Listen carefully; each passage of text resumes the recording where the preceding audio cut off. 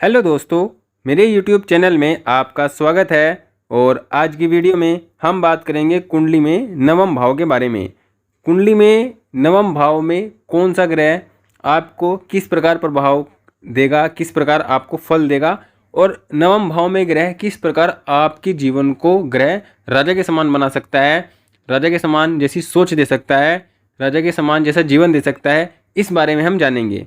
आज की वीडियो अगर आपको अच्छी लगे तो प्लीज़ वीडियो को लाइक करें और चैनल को सब्सक्राइब जरूर करें। कुंडली में सबसे अधिक जो महत्वपूर्ण भाव होता है वो लगन होता है, क्योंकि लगन व्यक्ति का खुद का भाव माना जाता है। खुद की पर्सनैलिटी, खुद का सोच विचार सब कुछ जो है वो लगन से देखा जाता है। मतलब एक भाव अगर हम कहें तो सबसे अधिक महत्वपूर्ण भाव लगन माना जाता है, क्योंकि लगन व्यक्ति खुद होता है।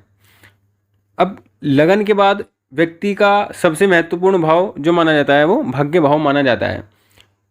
भाग्य भाव इसलिए महत्वपूर्ण हो जाता है क्योंकि भाग्य से बढ़कर कुछ नहीं होता है। जो किसी व्यक्ति के भाग्य में होता है उसको उतना ही मिलता है। भाग्य से ना तो अधिक मिलता है ना कम मिलता है, और जितना व्यक्ति के भाग्य में होता है उतना उसको प्राप्त होता है। उसके लिए भी उसको कर्म करने की आवश्यकता पड़ती है, तब जाकर उसको प्राप्त होता है। तो किसी भी व्यक्ति के जीवन में भाग्य का बहुत बड़ा रोल होता है। भाग्य भाव की हम बात करते हैं तो भाग्य भाव में काल पुरुष में 9 नंबर की राशि आती है, जो धनु राशि होती है, जो गुरु ग्रह के प्रभाव में आती है। मतलब भाग्य भाव में जो ग्रह का प्रभाव रहता है सबसे अधिक वो गुरु ग्रह का रहता है। अब गुरु ग्रह भाग्य के कारक भी ग्रह होते हैं और धन के कारक होते हैं। गुरु ग्रह बहुत सारी चीज़ों के कुंडली में कारक होते हैं, तो अपने आप में गुरु ग्रह की महत्ता भी इस कारण बढ़ जाती है। अब ग्रह किस प्रकार भाग्य भाव में होकर कैसा प्रभाव देंगे, सबसे पहले हम गुरु ग्रह की अगर बात करते हैं। देखिए, गुरु ग्रह का किसी भी कुंडली में नवम भाव में होना, मतलब किसी भी व्यक्ति की कुंडली है और उसकी कुंडली में गुरु नवम भाव में है, चाहे कुंडली किसी भी लगन की हो, किसी भी राशि की हो, अगर गुरु भाग्य भाव में है तो ये इस बात का संकेत देता है कि व्यक्ति भाग्यवान होगा। भाग्यवान का मतलब है, पहला मतलब भाग्यवान का है कि ऐसा व्यक्ति एक संपन्न परिवार में जन्म लेगा। दूसरी, संपन्न परिवार में जन्म लेने का मतलब है कि ऐसा व्यक्ति गरीब परिवार में जन्म ले सकता है। ऐसा नहीं है कि वो बहुत पैसे वाले में लेगा।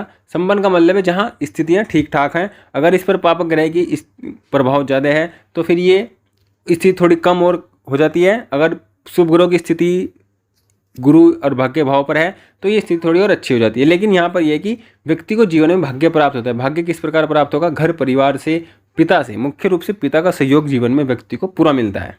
और जब किसी के जीवन में किसी व्यक्ति को उसके पिता का सहयोग पूरा मिलता है, पूरा सपोर्ट मिलता है, तो व्यक्ति का भाग्य वैसे भी चमकता रहता है।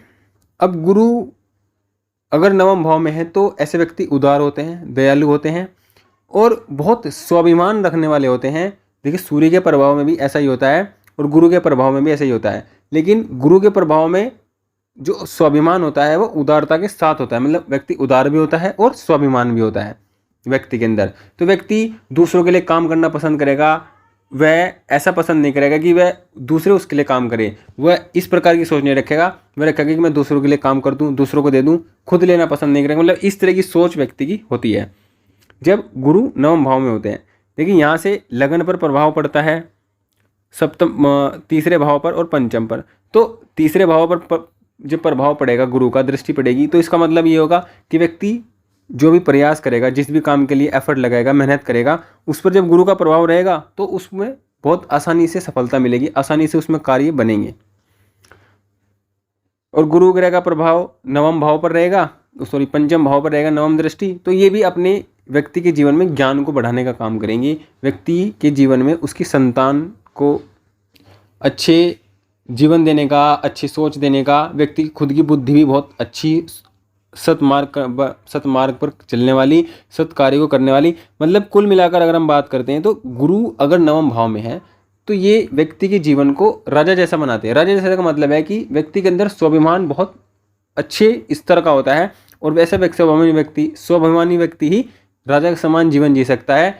जो स्वाभिमान वाली सोच नहीं रखता है, ऐसा व्यक्ति राजा जैसा जीवन नहीं जी सकता है। और गुरु अगर नवम भाव में है तो भाग्य से व्यक्ति का साथ देता है। जिस भी काम को व्यक्ति करता है उसमें व्यक्ति सफल होता है, भाग्य उसका सपोर्ट करता है। और सपोर्ट करने के साथ साथ व्यक्ति जैसे जैसे उम्र बढ़ती है, व्यक्ति का भाग्य उसका साथ देता है। ऐसे लोगों को जीवन में गुरु जो मिलते हैं वो भी अच्छे मिलते हैं। अच्छे का मतलब है जो उनको सही समय पर सही सलाह दें, सही ज्ञान दें, सही उनको बात बताएं, ऐसे गुरु उनको मिलते हैं। जब कुंडली में राहु होता है नवम भाव में, तो ऐसे व्यक्ति के जो गुरु होते हैं वो भी गुरु भी सही समय पर सही सलाह नहीं दे पाते हैं, या गुरु की तरफ से भी कुछ कमियां रह जाती हैं जिनके नवम भाव में राहु होते हैं। लेकिन जिनके नवम भाव में गुरु होते हैं, ऐसे लोगों को गुरु ऐसे मिलते हैं जो उनको बहुत अच्छी और सटीक सलाह देते हैं, सटीक ज्ञान देते हैं, सटीक उनको आचरण देते हैं, सटीक उनके जो व्यवहार है, जो उनकी सोच है, जो उनको मतलब जो भी उनको शिक्षा देते हैं हर प्रकार की वो सटीक देते हैं और उनके जीवन में वह शिक्षा काम आती है, जिससे उनको सफल बनाते हैं। तो गुरु का प्रभाव नवम भाव में बहुत श्रेष्ठ होता है। अब देखिए हम सूर्य ग्रह की बात करते हैं। देखिए सूर्य ग्रह भी नवम भाव के कारक ग्रह हैं। सूर्य लगन के कारक होते हैं और नवम भाव के कारक होते हैं। अब सूर्य अगर नवम भाव में है तो ऐसे व्यक्ति के पिता का सहयोग भी ऐसे व्यक्ति को मिलता है। देखिए सूर्य अगर यहाँ नीच राशि में हो, राहु के साथ हो, मंगल से दृष्ट हो और शनि से दृष्ट हो, तो ऐसे व्यक्ति के पिता का जीवन बहुत संघर्ष में हो जाता है। व्यक्ति के पिता का जीवन, खुद का जीवन बहुत स्ट्रगल वाला रहता है। वो खुद को ही बहुत अच्छे से स्टेब्लिश नहीं कर पाते जीवन में, तो ऐसे व्यक्ति को पिता का सहयोग भी कम मिलता है, क्योंकि पिता का जो स्थायित्व है वह नहीं हो पाता है। जीवन में पिता को भी संघर्ष करना पड़ता है। लेकिन अगर सूर्य यहाँ अच्छी स्थिति में शुभ ग्रह से दृष्ट हैं या नीच राशि में नहीं है, मित्र ग्रह के साथ हैं, तो ऐसे व्यक्ति के पिता किसी अच्छे पद पर होते हैं या अच्छे जीवन में पूर्ण रूप से स्थायी काम करने वाले होते हैं, या स्थायित्व उनके जीवन में होता है। धन मान सम्मान की कमी नहीं होती है और ऐसे व्यक्ति को पिता का सपोर्ट मिलता है, जिस कारण व्यक्ति अपने जीवन में सफलताएं या जो लक्ष्य है उनको पूरा कर लेता है। क्योंकि जब पिता का सपोर्ट रहता है तो व्यक्ति किसी भी लक्ष्य को कम समय में प्राप्त कर सकता है। अगर पिता का सपोर्ट ना हो तो व्यक्ति को उसी काम को करने में बहुत समय लगता है, बहुत अधिक उसका जीवन उस काम में लग जाता है। सूर्य अगर नवम भाव में है तो ऐसा व्यक्ति बेहद स्वाभिमानी होता है और ऐसे व्यक्ति के स्वाभिमान को लोग घमंडी समझते हैं। मतलब ऐसे व्यक्ति को जो सामाजिक छवि होती है ऐसे व्यक्ति की, जो लोग उसके बारे में सोचते हैं, वो कहीं ना कहीं सोचते हैं कि ऐसे व्यक्ति बहुत घमंडी है, बहुत ज़्यादा घमंड रखने वाला व्यक्ति ऐसा होता है। लेकिन हकीकत में ऐसा व्यक्ति स्वाभिमानी होता है। घमंड और स्वाभिमान से बिल्कुल आसपास की स्थिति ऐसे व्यक्ति की होती है। सूर्य नवम भाव में हो तो ऐसे व्यक्ति जो आध्यात्मिकता है उसके प्रति भी झुकाव रखता है और ऐसे व्यक्ति के जीवन में, जैसे अगर ऐसा व्यक्ति आध्यात्मिकता की ओर जाता है, आध्यात्मिकता में क्षेत्र में काम करता है, तो उसको एक अलग ही मान सम्मान प्राप्त होता है। और सूर्य अगर नवम भाव में है तो व्यक्ति के जीवन में मान सम्मान की कमी नहीं होती है। ऐसे सूर्य व्यक्ति को ऐसी ऐसी जगहों से सम्मान दिलाते हैं जहाँ वो डिजर्व भी नहीं करता है। मतलब ऐसे व्यक्ति जहाँ डिजर्व भी नहीं करता है वहाँ भी व्यक्ति को सम्मान मिलता है। जहाँ उसकी एलिजिबिलिटी नहीं होती है सम्मान लेने की, वहाँ पर भी ऐसे व्यक्ति को सम्मान मिल जाता है। सूर्य नवम भाव में इस तरह से प्रभाव देते हैं। कहने का मतलब ये है कि सूर्य अगर नवम भाव में है तो ये अपने आप में अत्यंत श्रेष्ठ स्थिति है। सूर्य बस यहाँ पर पीड़ित ना हो, पाप ग्रह से दृष्ट ना हो। अगर पाप ग्रह से दृष्ट होंगे तो व्यक्ति के पिता के जीवन में संघर्ष रहेंगे, खुद के जीवन में भी व्यक्ति के संघर्ष है, क्योंकि पिता के जीवन में संघर्ष रहेगा तो व्यक्ति के खुद के जीवन में भी संघर्ष रहेगा। कुल मिलाकर सूर्य का नवम भाव में होना व्यक्ति को जीवन में सफल बनाता है, मान सम्मान युक्त जीवन जीता है। देखिए अब बात करते हैं कुंडली में चंद्रमा की। चंद्रमा नवम भाव में, देखिए चंद्रमा नवम भाव में अगर हैं तो ये अपने आप में अच्छी स्थिति है। व्यक्ति का भाग्य अच्छा होगा, लेकिन व्यक्ति कोई ज़्यादा मेहनत करने वाला नहीं होगा, बहुत ज़्यादा मेहनती नहीं होगा, दृढ़ निश्चय नहीं होगा। व्यक्ति बहुत फ्लेक्सिबल होगा। ऐसा व्यक्ति होता है अपने विचारों में, अपनी आध्यात्मिकता में और अपने भाग्य में भी हर प्रकार से फ्लेक्सिबिलिटी ऐसा व्यक्ति रखता है। चंद्रमा अगर नवम भाव में है तो ऐसे व्यक्ति को माता का सुख भी बहुत मिलता है या माता से बहुत लाभ प्राप्त होता है, माता से सुख मिलता है। चंद्रमा सुख का कारक भी है तो व्यक्ति को जीवन में सुख भी मिलते हैं। लेकिन देखिए चंद्रमा नवम वाला व्यक्ति बहुत मेहनती नहीं होता है, बहुत मेहनत करने में विश्वास भी नहीं रखता है, क्योंकि चंद्रमा की दृष्टि तीसरे भाव पर है और तीसरा भाव पराक्रम का है, मेहनत का है, एफर्ट्स का है। अब चंद्रमा की दृष्टि अगर तीसरे भाव पर पड़ेगी तो ये व्यक्ति को खैली पुलाव में रहने वाला बनाएगा। व्यक्ति मेहनत कम करेगा, काम के बारे में व्यक्ति सोचेगा ज़्यादा, प्लानिंग बनाएगा। बस प्लानिंग बनाने में बहुत व्यक्ति अच्छा होता है, ट्रैवलिंग में अच्छा होता है, लेकिन उसको जब एग्जीक्यूट करने की बात आती है, प्लान को चलाने की बात आती है, प्लान पर काम करने की बात आती है, तो ये टाल मटोल करते हैं और पूर्ण अपने मन से काम नहीं करते हैं, लेकिन फिर भी इनका भाग्य इतना अच्छा होता है, सपोर्ट होता है इनको भाग्य का कि जीवन में सभी सुख सुविधाएं, सभी काम इनके जीवन में हो जाते हैं। लेकिन ये कम मेहनती होते हैं और कम परिश्रम करने वाले होते हैं और मेहनत में भी कम विश्वास करते हैं। इस प्रकार की सोच इनकी होती है। कुल मिलाकर अगर हम कहें तो नवम भाव में चंद्रमा कुल मिलाकर चीज़ों के लिए अच्छा है। जीवन में हर प्रकार की सुख सुविधाएं जीवन में प्राप्त व्यक्ति कर लेता है, लेकिन कम मेहनत में भी व्यक्ति को चीज़ें मिलती रहती हैं। ऐसा व्यक्ति का जो जीवन होता है वो होता है कि कम मेहनत करता है, कम प्लान और कम एफर्ट्स लगाता है, उसके बाद भी चीज़ें मिलती रहती हैं। ऐसा स्थिति इनके जीवन में होती है। लेकिन चंद्रमा का होना नवम भाव में अच्छा है। ऐसे व्यक्ति स्वाभिमानी जैसे नहीं होते हैं, फ्लेक्सिबल होते हैं अपने जीवन में, और ना कोई इनमें घमंड होता है, ना इतने स्वाभिमानी होती हैं, और धर्म के प्रति भी कोई विशेष इच्छा नहीं रखते हैं। धर्म के प्रति भी ये बहुत मिला जुला प्रभाव रखते हैं। बहुत ज़्यादा धर्म के प्रति झुकाव नहीं रखते, बहुत कम भी नहीं रखते, औसत स्थिति इनकी रहती है। अगर ऐसे चंद्रमा पर गुरु का प्रभाव हो, गुरु की दृष्टि हो, तो फिर ऐसे व्यक्ति धर्म के क्षेत्र में बहुत नाम कमाते हैं। धर्म के क्षेत्र में उनका जो एक रुतबा होता है वो बहुत श्रेष्ठ होता है, और ऐसे व्यक्ति को अपने पिता से भी लगाव रहता है, उनका जो मन रहता है, क्योंकि चंद्रमा व्यक्ति का मन होता है, और जहाँ चंद्रमा होता है कुंडली में वहाँ ही व्यक्ति का मन बहुत ज़्यादा रहता है। जैसे चंद्रमा नवम भाव में होगा तो व्यक्ति अपने पिता से बहुत जुड़कर रहेगा, पिता से बहुत अपनी बात को शेयर करेगा, अपनी बात को जानने का कहेगा, तो पिता से मतभेद नहीं होते हैं। ऐसे व्यक्ति की पिता से स्थितियाँ व्यक्ति की अच्छी रहती हैं। सूर्य जब नवम भाव में होता है तो व्यक्ति के पिता से विचार नहीं मिलते हैं, और पिता से भी मतभेद रहता है, लड़ाई झगड़े भी रहते हैं इस प्रकार। लेकिन चंद्रमा के होने से ऐसी स्थिति नहीं रहती है, बहुत श्रेष्ठ स्थिति होती है। अब देखिए शुक्र की बात करते हैं। कुंडली में शुक्र नवम भाव में है। देखिए नवम भाव में शुक्र का होना ये इस बात को दिखाता है कि शुक्र किस बात के कारक हैं, सुख के कारक हैं, और सभी भौतिक सुखों के कारक हैं जो शुक्र होते हैं। अब शुक्र किसी की किस्मत में, नवम भाव किस्मत का है, भाग्य का है, तो किस्मत में जब शुक्र ग्रह बैठता है तो व्यक्ति के जीवन में इस बात को लिख देते हैं कि सभी सुख ऐसे व्यक्ति प्राप्त करता है, हर प्रकार के भौतिक सुख सुविधाएं व्यक्ति को प्राप्त होती हैं। लेकिन शुक्र ये प्रैक्टिकली देखने में आया कि जिनके नवम भाव में होता है उनका वैवाहिक जीवन अच्छा नहीं होता है, उनका वैवाहिक जीवन देर से भी शुरू होता है। एक जो नॉर्मल एज होती है, मान लो देश काल परिस्थिति के अनुसार हम बात करते हैं, भारत जैसे देश में 25, 26, 28 तक 25 से 28 तक लोगों के जो बच्चों के जो विवाह हैं वो होते हैं, 25 से 28 तक वैवाहिक जीवन शुरू होता है। लेकिन जब नवम भाव में शुक्र होता है तो ऐसे व्यक्ति का जो वैवाहिक जीवन शुरू होता है वो 30-31 के बाद ही होता है, इससे पहले नहीं होता है।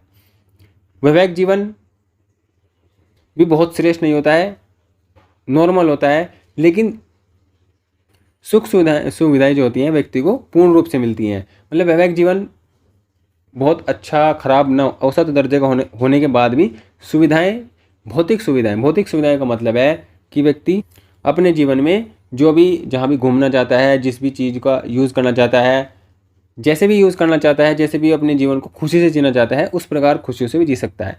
लेकिन नवम भाव में शुक्र के होने से देखिए तीसरे भाव पर इसकी दृष्टि पड़ेगी तो छोटे भाई से भी व्यक्ति को बहुत सुख मिलेगा। छोटा भाई होगा व्यक्ति के सपोर्ट में रहेगा, छोटे भाई से बहुत हेल्प मिलेगी ऐसे व्यक्ति को जिसका शुक्र की दृष्टि तीसरे भाव पर पड़ती है। शुक्र जिनके नवम भाव में होते हैं या अष्टम भाव में होते हैं, मुख्यतः नवम में हो, अष्टम में हो, या नवमांश कुंडली में नवम में अष्टम में हो, तो ऐसे व्यक्ति ज्योतिष के क्षेत्र में भी काम करते हैं और ज्योतिष के क्षेत्र में बहुत अच्छा काम करते हैं। और शुक्र धन का भी कारक है, तो शुक्र क्या है, धन का कारक है। धन देने की स्थिति शुक्र लक्ष्मी का कारक भी होता है, धन का भी होता है। धन कुंडली में शुक्र से भी देखते हैं, तो ऐसे व्यक्ति धर्म से भी धन कमा लेते हैं, धार्मिक कार्य को करके और धर्म से जुड़कर भी व्यक्ति धन कमाते हैं। इस प्रकार की स्थिति भी ऐसे व्यक्ति के जीवन में, ऐसे लोगों के जीवन में होती है। तो शुक्र का होना भी कुंडली में बहुत श्रेष्ठ है, लेकिन वैवाहिक जीवन के दृष्टिकोण से ये अच्छा नहीं होता है। ऐसे व्यक्ति के दो विवाह की स्थितियाँ भी कभी कभी, अगर सप्तम भाव पीड़ित है, सप्तमेश पीड़ित है, शुक्र नवम में है, नवम पर भी शुक्र पर पाप प्रभाव में है, सारी स्थितियाँ इस प्रकार जाती हैं तो व्यक्ति के दो विवाह तक भी हो जाते हैं। इस प्रकार स्थितियाँ बनती हैं। कुल मिलाकर नवम भाव में शुक्र अच्छा है, लेकिन कुछ मामलों में यह समस्या भी देता है। देखिए बुध की अगर हम बात करते हैं, बुध नवम भाव में हो तो ये बहुत श्रेष्ठ प्रभाव नहीं देते हैं, बहुत खराब प्रभाव नहीं देते हैं, औसत प्रभाव इनका रहता है। बुध व्यक्ति की बुद्धि होती है, दिमाग होता है, और व्यक्ति का दिमाग और बुद्धि जब धर्म जैसे भाव में जुड़ता है या नवम भाव से जुड़ता है, धर्म भाव से जुड़ता है, तो ऐसा व्यक्ति अपनी बुद्धि को धर्म में भी लगाता है। और ऐसा व्यक्ति ये देखने में आएगा, अगर बुध यहाँ पर बली हैं, डिग्री वाइज बली हैं, मित्र राशि में है, शुभ ग्रह से दृष्ट है, तो धार्मिक कट्टरता भी ऐसे लोगों के अंदर आती है। कहीं ना कहीं धार्मिक कट्टरता की ओर ऐसे लोग चले जाते हैं या जाने की स्थिति रखते हैं जिनका बुध नवम भाव में बली स्थिति में हो। तब ऐसे लोग इस प्रकार के सोच या इस प्रकार की स्थिति में जाते हैं। बुध का नवम भाव में होने से यह है कि व्यक्ति का जो वाणी है, मतलब बुध क्या है, वाणी है, बोलने की कला है, टीचिंग है, इन सब से जुड़कर व्यक्ति अपने भाग्य का निर्माण करता है। और भाग्य का निर्माण करता है तो व्यक्ति अपने भाग्य से सभी चीज़ें पा लेता है। मतलब बुध से रिलेटेड काम करता है, बुध से रिलेटेड चीज़ों को अपने जीवन में अप्लाई करता रहता है, उनका यूज़ करता रहता है और उनसे जुड़ा रहता है, तो व्यक्ति का भाग्य भी उसके साथ जुड़ा रहता है। मतलब बुध का जो प्रभाव है वो नवम भाव में कोई बहुत श्रेष्ठ नहीं है। तो ऐसे व्यक्ति की माता को भी बहुत कष्ट देखने पड़ते हैं जीवन में, मतलब माता का जीवन कष्ट में होता है बुध जब नवम भाव में होता है।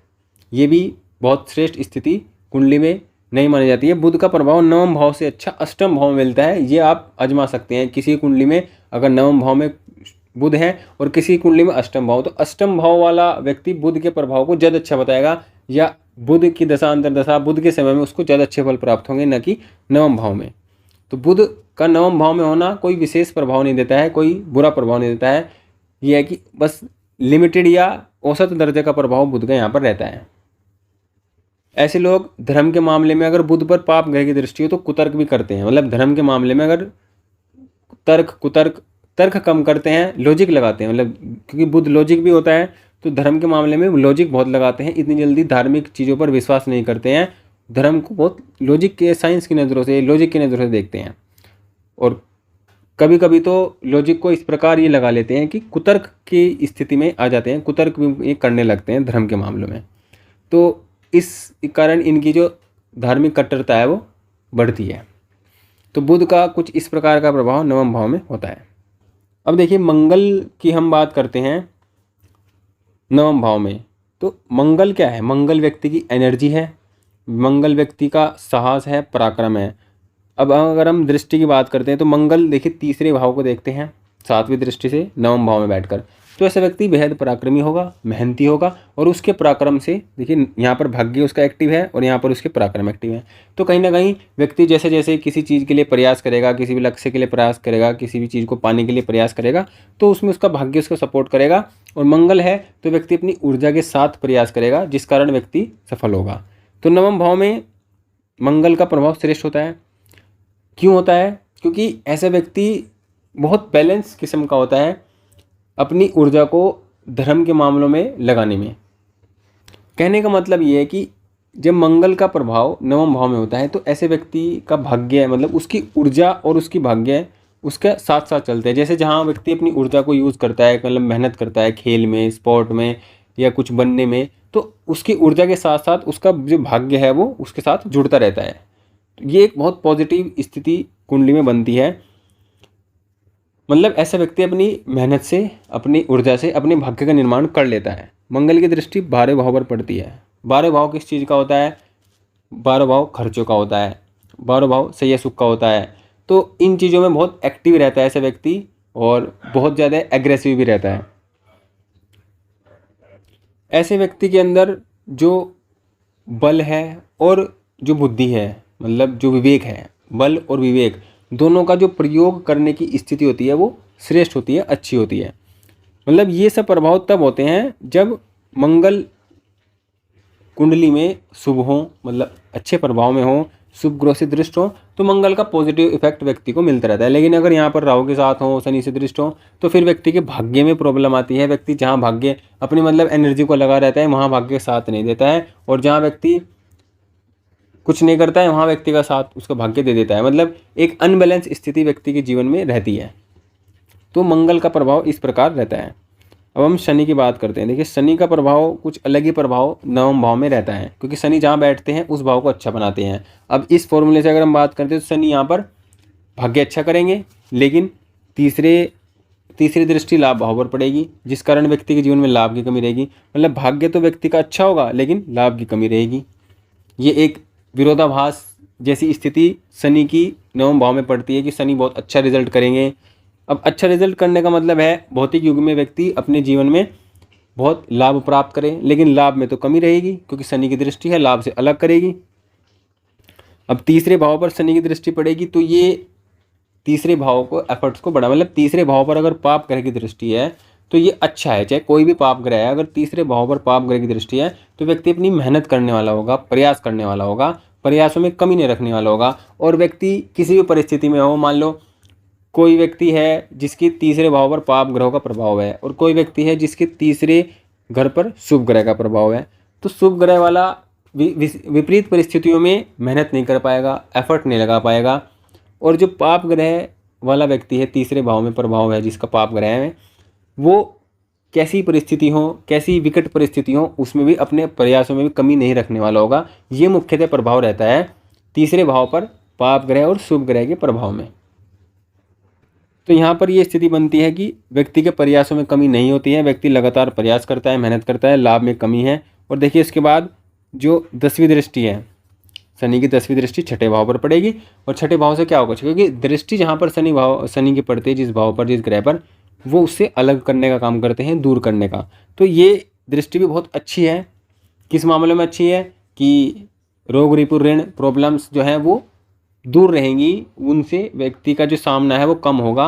व्यक्ति अपने काम को करता रहे, उसकी प्रॉब्लम अपने आप ही स्वतः ही उसकी समाप्त होती रहेंगी। कहने का मतलब है कि छठे भाव पर जब दृष्टि पड़ती है शनिदेव की, तो ये व्यक्ति के रोग रिपु ऋण को दूर करने का काम करता है। तो कहने का मतलब है कि व्यक्ति के जीवन में प्रॉब्लम्स भी नहीं होंगी, व्यक्ति मेहनत भी बहुत करेगा, लेकिन व्यक्ति के जीवन में लाभ की भी कमी रहेगी। अब यहाँ पर दूसरे और 11 भाव को देखना होगा। मान लो जीवन में दूसरा भाव कमजोर है, लाभ भाव भी कमजोर है, शनि की दृष्टि भी है, तो व्यक्ति के जीवन बहुत औसत दर्जे का होगा, बहुत पैसे वाला नहीं होगा, बहुत कम पैसे, बहुत ज़्यादा देने वाला नहीं, कम नहीं, ये स्थिति है। मान लो लाभ भाव भी अच्छा है, लाभ भाव का स्वामी अच्छी स्थिति में, शनि की दृष्टि है, तो कहीं ना कहीं लाभ की स्थिति जीवन में बनी रहेगी, क्योंकि प्रॉब्लम कम रहेगी, मेहनत करेगा तो लाभ की स्थिति बनी रहेगी। लेकिन शनि की दृष्टि लाभ भाव पर है, लाभ भाव का स्वामी कमजोर है, उसके बाद व्यक्ति अपनी मेहनत भी करता है, प्रयास भी करता है, जीवन में प्रॉब्लम भी कम है, लेकिन बहुत बहुत ऊंचे दर्जे पर व्यक्ति यहाँ पर ऐसा, या बहुत ऊंचे दर्जे का लाभ व्यक्ति जीवन में ले नहीं पाता है, कम रहा उसका रहता है। तो कुछ इस प्रकार का प्रभाव व्यक्ति के जीवन में रहता है। भाग्योदय व्यक्ति का धीरे धीरे होता है, क्योंकि शनि धीरे धीरे चलने वाले ग्रह होते हैं, धीरे धीरे काम करने वाले ग्रह होते हैं, और धीरे धीरे उनका फल मिलता है। और भाग्य भी व्यक्ति का 30, 32, 33, वैसे तो 36 साल इसको माना जाता है, लेकिन 30 साल तक तो ऐसे व्यक्ति को स्ट्रगल करना ही पड़ता है, संघर्ष करना ही पड़ता है।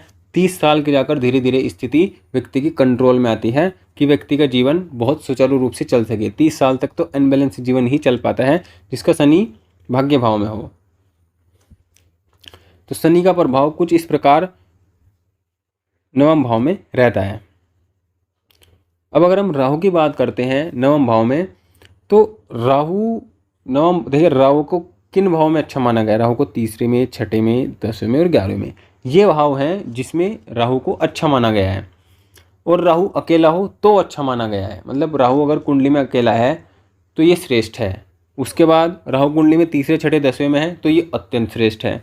अब अगर कुंडली में राहु नवम भाव में है तो ये अच्छी स्थिति भाग्य के दृष्टिकोण से नहीं होती है, क्योंकि व्यक्ति का जो भाग्य है वो बहुत ही, मतलब व्यक्ति को खुद समझ नहीं आता है कि व्यक्ति का कब उसका भाग्य साथ देता है, कब उसका भाग्य उसको साथ नहीं दे देता है। साथ ना देने वाली स्थिति ज़्यादा रहती है, और कभी कभी व्यक्ति का भाग्य ऐसी स्थिति में भी साथ दे देता है जहाँ पर उसको बहुत ज़रूरत पड़ती है, लेकिन ऐसी स्थिति बहुत कम होती है। तो भाग्य में भी बहुत जो अचानक साथ देने वाली स्थिति है राहु के प्रभाव में यहाँ पर रहती है। और राहु के प्रभाव होने से व्यक्ति के पिता के साथ उसके मतभेद रहते हैं, पिता से कभी संबंध अच्छा नहीं हो पाता है। मतलब नवम भाव का स्वामी कमजोर हो, सूर्य कमजोर हो, नवम भाव में राहु हो, तो ऐसे व्यक्ति के पिता के साथ उसका संबंध अच्छा नहीं होता है। पिता से, चाहे वो अगर दोनों साथ में बैठे हैं पिता पुत्र, तो कुछ देर ही बैठ पाते हैं, और फिर उनकी जो बात है वो इस तरह की करते हैं कि एक दूसरी बात करेगा, एक दूसरी बात, मतलब उनकी जो बातचीत भी होगी वो भी, इसमें भी कोई मेल नहीं होगा, वो भी बहुत अलग होगी। तो नवम भाव में पिता के साथ मतभेद, पिता के साथ भी स्थिति अच्छी नहीं रहती है। भाग्य भी व्यक्ति का सपोर्टिव होता है, लेकिन अगर नवम भाव का स्वामी बहुत अच्छी स्थिति में हो तो सपोर्टिव होता है। अदरवाइज भाग्य को लेकर भी व्यक्ति को संघर्ष करना पड़ता है, और ऐसे व्यक्ति को कम से कम 40-42 साल तक तो स्ट्रगल करना ही पड़ता है, तब जाकर व्यक्ति की स्थिति कुछ अच्छी हो पाती है। अब अगर राहु यहाँ पर पीड़ित हो, मतलब शनि से दृष्ट हो, मंगल से दृष्ट हो, शनि के साथ हो, और मतलब पापक ग्रहों का प्रभाव हो, नवमेश भी कमजोर हो, तो ऐसे व्यक्ति धर्म के मामले में पाखंड दिखाने वाले भी हो सकता है। पाखंड का मतलब है कि धर्म को यूज़ भी कर सकते हैं, क्योंकि राहु का मेन प्रभाव है किसी चीज़ को यूज़ करना, अपने इन्फ्लुएंस में लाना।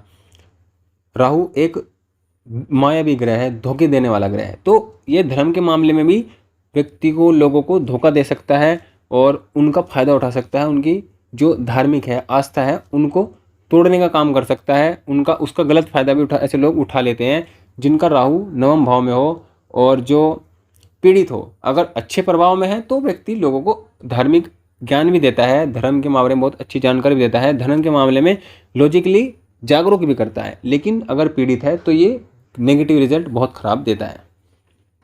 अब राहु अगर नवम भाव में है तो उसका प्रभाव लगन पर भी रहेगा, पंचम में भी रहेगा, और लगन पे होने से कहीं ना कहीं देखिए, राहु अगर नवम भाव में है तो ऐसा व्यक्ति, चाहे कोई भी हो, कोई भी हो, ऐसे व्यक्ति की जो प्रवृत्ति हो थोड़ी चालाक टाइप की प्रवृत्ति होती है, बहुत बहुत बहुत शरारती दिमाग होता है, बहुत तेज़ दिमाग का होता है। तेज़ दिमाग का मतलब ये है कि बहुत सिचुएशन को भांपने वाला, समझने वाला, तब जाकर काम करने वाला होता है, मतलब चालाक प्रवृत्ति का होता है। किस तरह से किसका फ़ायदा कैसे उठाना है, ऐसे व्यक्ति के व्यक्तित्व में ये चीज़ रहती है, क्योंकि राहु की दृष्टि यहाँ पर पड़ रही है। और राहु नवम भाव में है और नवमेश अच्छी स्थिति में है, तो ऐसे व्यक्ति या ऐसे लोगों के जीवन में जब राहु की दशा हो, अंतर्दशा हो, तो ये बहुत श्रेष्ठ उनको फल देकर जाती है, उनको बहुत अच्छा रिजल्ट देकर जाती है, या उनको कम समय में बहुत बड़ी सक्सेस दे देते हैं राहु। ये राहु का प्रभाव ऐसी स्थिति में मिलता है। तो राहु का भी कुछ इस प्रकार प्रभाव नवम भाव में होता है। अब हम केतु की बात करते हैं। देखिए, केतु एक आध्यात्मिकता का ग्रह है, धर्म के ग्रह हैं और ऊंचाई के ग्रह हैं। केतु का नवम भाव में होना, जैसे राहु का तीसरे भाव में होना श्रेष्ठ है, ऐसे ही केतु का नवम भाव में होना श्रेष्ठ है।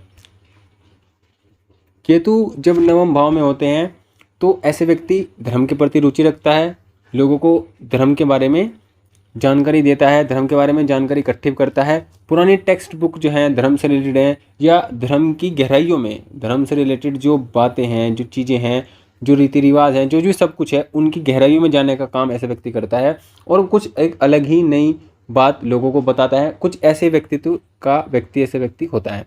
भाग्य ऐसे व्यक्ति का सपोर्ट जरूर करता है। ऐसे व्यक्ति जीवन में आध्यात्मिकता के क्षेत्र में अगर जाता है, नवम के केतु वाला, केतु अगर शुभ ग्रह दृष्टि भी है, तो ये बहुत अच्छी स्थिति व्यक्ति के जीवन में रहती है। और कुंडली में केतु भी मजबूत हो, गुरु भी मजबूत हो, शनि भी मजबूत हो, तो फिर ऐसे व्यक्ति संन्यास प्रवृत्ति के होते हैं, और बहुत कम घुलना मिलना, बहुत कम लोगों से मिलना जुलना, बहुत कम भौतिकता की तरफ आकर्षित होना, रुझान रखना, ये सब लोगों के अंदर कम होता है। जब शनि मजबूत हो, केतु मजबूत हो, गुरु मजबूत हो, तब ये स्थिति रहती है। शुक्र कमज़ोर हो तो ऐसी स्थिति में ऐसे व्यक्ति बहुत धर्म से पूर्णतः जुड़ जाता है, और जो भौतिकता है, घर परिवार है, उसको अलग रहने की स्थिति भी ऐसे व्यक्ति की सोच ऐसी मतलब रहती है।